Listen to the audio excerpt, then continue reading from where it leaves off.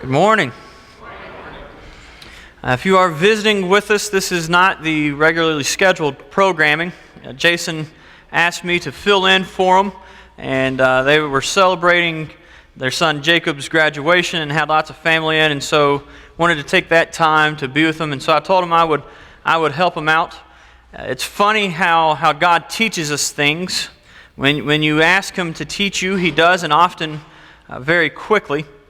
I was preparing this lesson and I looked at my calendar and told Jason I was good to take on this. I felt I had all the time I needed for sermon prep. And then as ministry and life both share this in common, there's only so much you can plan, prepare, and account for. There are lots of things that you just can't see coming, and this past week was one of those weeks. And so lots of different responsibilities and problems were coming my way that I didn't see coming, and I'm not going to lie to you guys, I was worried. I was worried about this lesson. Earlier this morning, Neil Plunkett asked if we were finally going to get some quality preaching, to which I elegantly responded, So seriously though, I was worried. I didn't know where I would find the time necessarily to make it all happen, to prepare for this. I was worried about some of the responsibilities that were now coming my way, how I would fill those roles and positions as needed. And then to make things really interesting, so we leave for Camp Tuesday, thus the nasty beard. Love growing it up for camp and doing weird things with it. But we leave for Camp Tuesday. Thursday, I realized that the bus company that's supposed to be taking us to camp hadn't booked our trip. So after coming to from passing out, I got everything taken care of, so no worries, we've got a bus. But it was just one more thing. And then it hit me in dealing with that. I've asked God to help me put these words into practice. And so I was receiving sufficient opportunities, ample opportunities to not worry this week. No one said learning would be easy. Worry is something I think all of us are familiar with. This teaching of do not worry, it becomes increasingly easy as life goes smooth. When there's nothing out of order, when everything's in place and everything's running like it's supposed to, this teaching of do not worry is not a difficult one, but it's when things start to seem out of control, when things aren't running how we would like them to, this becomes a lot harder. And I realize that saying do not worry to someone who is worrying is about as helpful as saying calm down to someone who is worked up. It's not just the most helpful advice. And I was curious and getting ready for this, how much of what we worry about actually comes to fruition? How much of our mind's consumption with these things that we worry about, how much of that time is worth investing? How much of what we worry about actually comes true? A study in 2015 showed that 85% of what subjects worried about never happened. Let that sink in a little bit. 85% of what subjects worried about never happened. Of the 15% of the time that it did, almost 80% of the subjects said that it was nothing to worry about because either they were more than equipped to handle the situation, it wasn't as big of a deal as they were making it out to be, or they learned an important lesson they wouldn't have learned otherwise. So altogether, that means 97%, roughly, of what we worry about is over our own fearful exaggerations and misconceptions. Things that we've made up to just worry about, basically. It makes the words of Michel de Montaigne very true. My life has been filled with terrible misfortune, most of which never happened. And we laugh at this because we know what that's like, right? We've worried about things and we've spent a lot of time consumed by whatever life has thrown at us, only to find out, man, I shouldn't have been that worried about this. It's a funny thing worry is. It consumes us, and yet oftentimes it's nothing to be worried about. This brings to mind, if you follow the NBA, the Philadelphia 76ers. Over the last few years, they've had this team slogan of "Trust the process." It goes back to the general manager that was hired on named Sam Hinkie, and he came in, and the Sixers were in the NBA wasteland, which is the middle of the road. It's actually probably better to be at the bottom than it is in the middle, because you don't have the means to break through that roof most of the time, and you're just kind of stuck there. And so after several years of mediocrity, Sam Hinkie decided to shake things up, and it was an unorthodox approach. What he did was he basically gutted the roster. Anyone that was good got traded, and the fan base starts worrying. They're seeing their favorite players go. They're seeing the talent level on the roster come down, and he's trading everybody off this team, and what he's getting back in return are high lottery draft picks and young, cheap talent, and even teams' bad contracts that would eventually come off the roll and open up cap space for them. And so people were just seeing this team lose and lose, and so they left that will of mediocrity very quickly and plummeted into the cellar of the NBA. Unfortunately, not everyone trusted the process, as Sam Hinkie would be fired, but he wasn't wrong. The three silhouettes you see up there are a product of trust the process. And if you watched the NBA this year, the Sixers are in very nice shape moving forward, much better than they were when Hinkie came in. This idea of trusting the process, it brings us to an important passage for this morning. Before we get into our text, the end of the Sermon on the Mount, Matthew chapter 7. We've started a series on the Sermon on the Mount this summer in our teen classes, and I told them last Sunday the most important question that you can ask yourself when reading the Sermon on the Mount is, will I? Will I put these words into practice? In Matthew chapter 7, starting in verse 24, Jesus says, "Therefore everyone who hears these words of mine and puts them into practice is like a wise builder who built his house on the rock. Rains came down, streams rose, the winds blew and beat against the house, and it did not fall because it had its foundation on the rock. But anyone who hears these words of mine and does not put them into practice is like the foolish builder who built his house on the sand. The rains came down, the streams rose, the winds blew and beat against the house, and it fell with a great crash." There is a foundation that we are to be building on.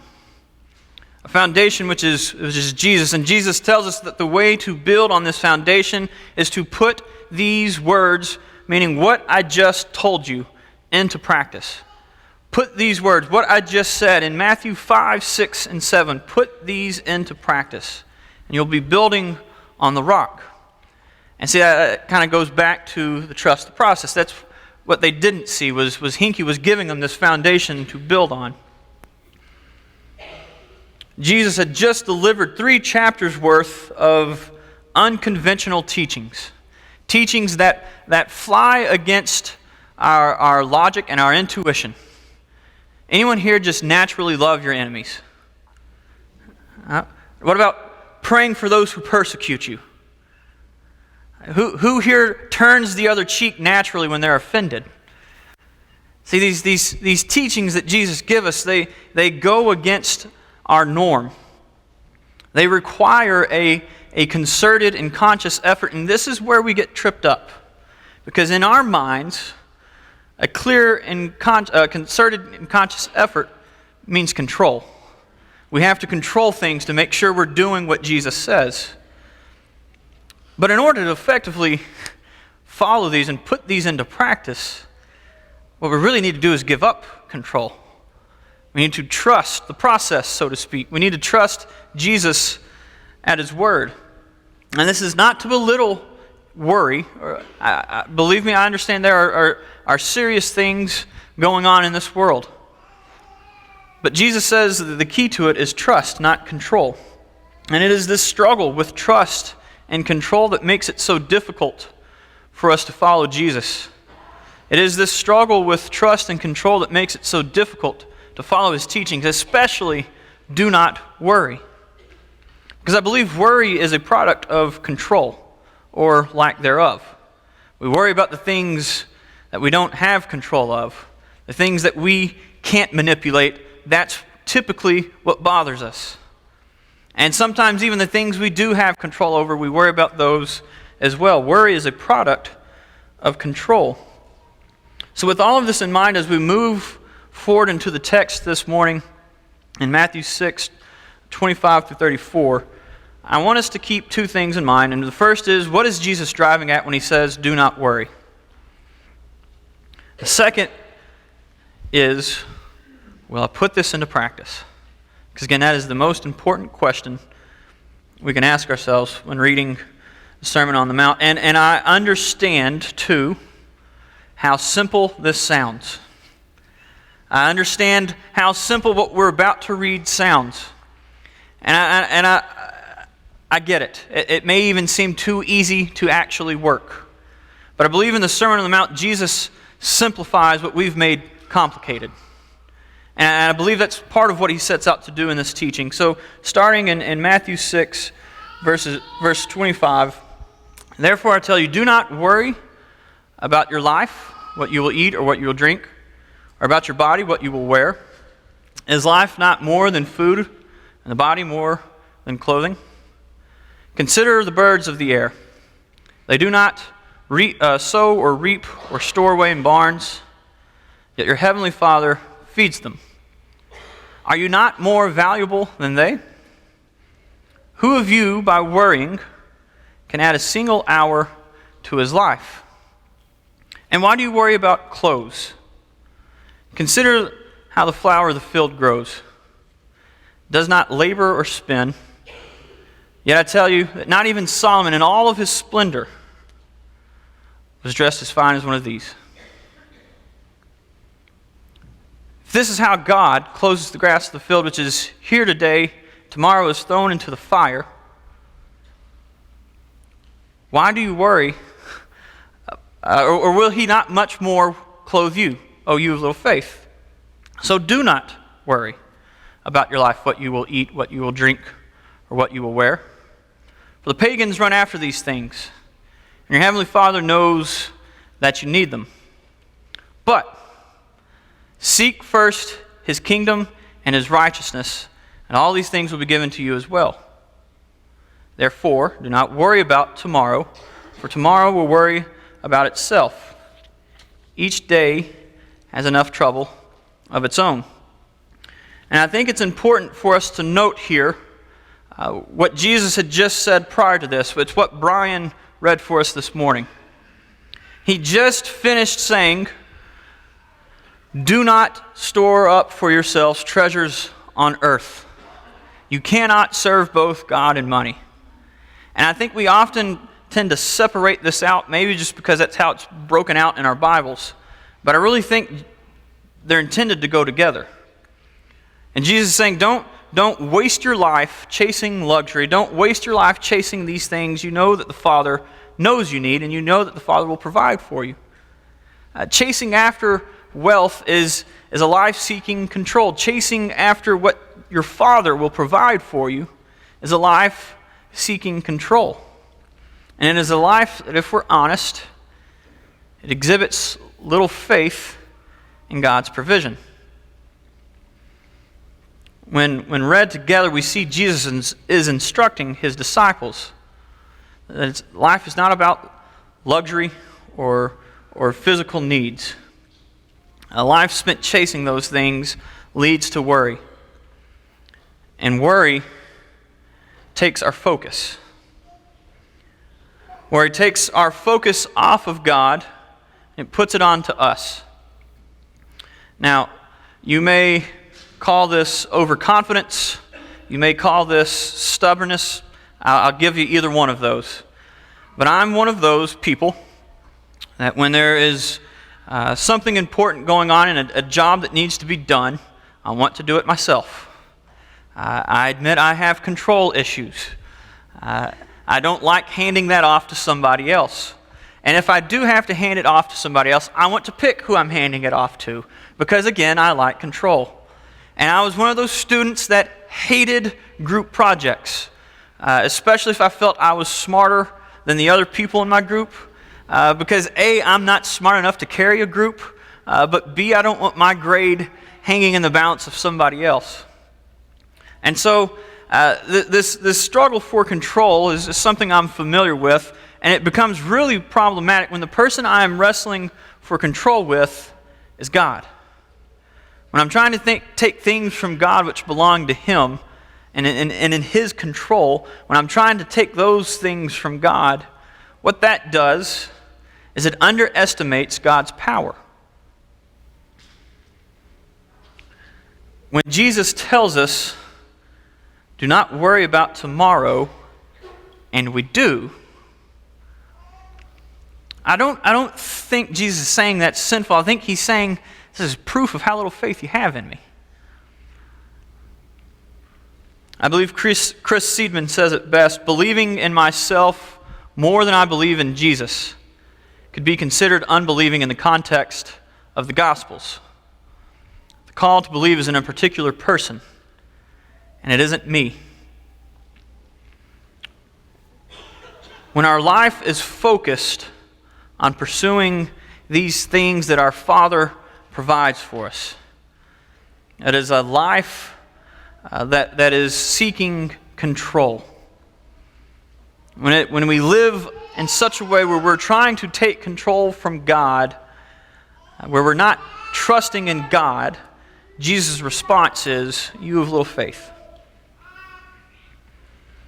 Worry also takes our focus off of seeking the kingdom, and it puts it on to seeking self. I believe this is exactly what the text is speaking to.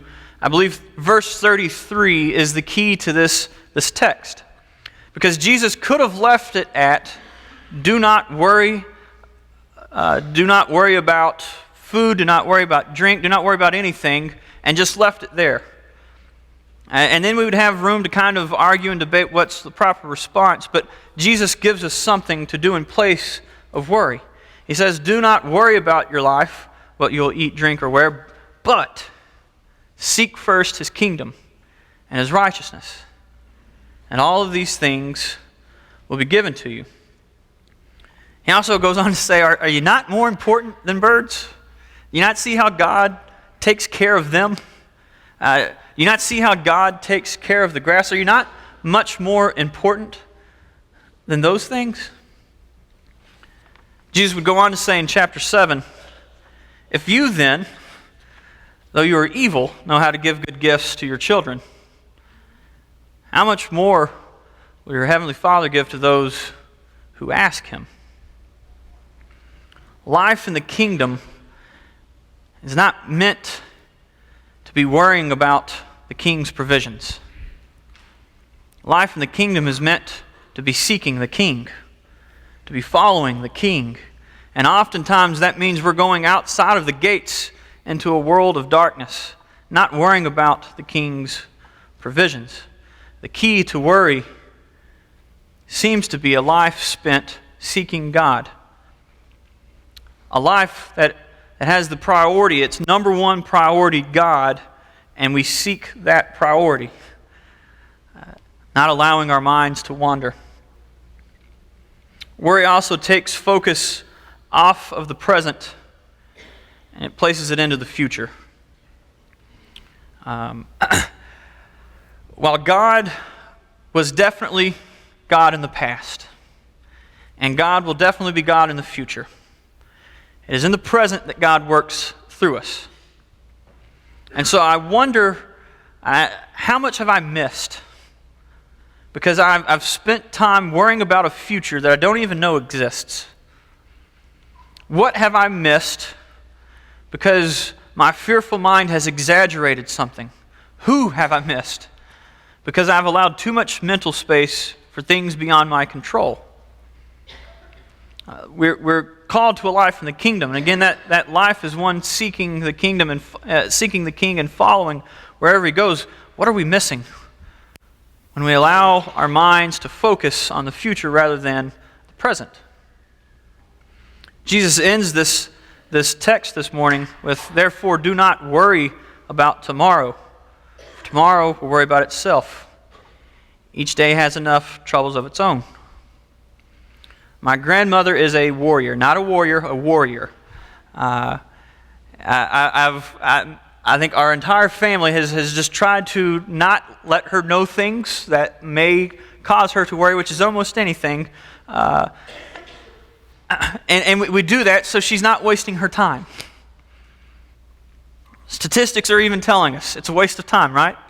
97% of what we're worrying about isn't anything to worry about. It's a lot of time wasted. A lot of time thinking about a future that isn't even real. Jesus says the way to combat worry is not control, but trust. The key to worry is not control, but trust. Trust that when He tells us that we don't have to worry about something, we don't have to worry about it. And I realize that I've stood here just earlier and said that saying do not worry to someone who is worrying is about the least helpful thing you can say to them. But it's not me saying it. And that's the difference. Because the person who said it has power and authority that I don't have. The person that said it spoke to a storm, and the storm stopped. Now, the person who said it spoke to a dead man in a tomb, and the man came out of the tomb. I think Jesus' words clearly have a power and authority that ours just don't carry. And so when Jesus tells us, do not worry about tomorrow, I think we can trust Him. I'm going to end this a little bit differently. I want the last thing for you to hear from me is Jesus' words. I believe they're that powerful, and that's what I want to end with. But before getting there, we come together every Sunday. And I truly do believe that when Jesus tells us not to worry about our life, but to seek first His kingdom, and all these things will be given to us as well, I truly believe He had us in mind. I truly believe He had the church in mind. If there is something that is worrying you, please don't hesitate to let us know. And I know there is few things in life that are probably more worry-inducing than walking down one of these aisles. So I won't even ask you to do that. If you would just catch somebody, one of the elders, one of the ministers, anybody, let us know. Because I think that's how God works through these things that worry us. Verse 25. Therefore I tell you, do not worry about your life, what you will eat or drink, or about your body, what you will wear. Is not life more than food, and the body more than clothes? Look at the birds of the air. They do not sow or reap or store away in barns, yet your heavenly Father feeds them. Are you not much more valuable than they? Who of you, by worrying, can add a single hour to your life? And why do you worry about clothes? See how the flowers of the field grow. They do not labor or spin. Yet I tell you, not even Solomon in all of his splendor was dressed like one of these. If that is how God clothes the grass of the field, which is here today and tomorrow is thrown into the fire, how much more will He clothe you, you of little faith? So do not worry, saying, what shall we eat, or what shall we drink, or what shall we wear? For the pagans run after these things. And your heavenly Father knows that you need them. But seek first His kingdom and His righteousness, and all of these things will be given to you as well. Therefore do not worry about tomorrow, for tomorrow will worry about itself. Each day has enough trouble of its own. Adam.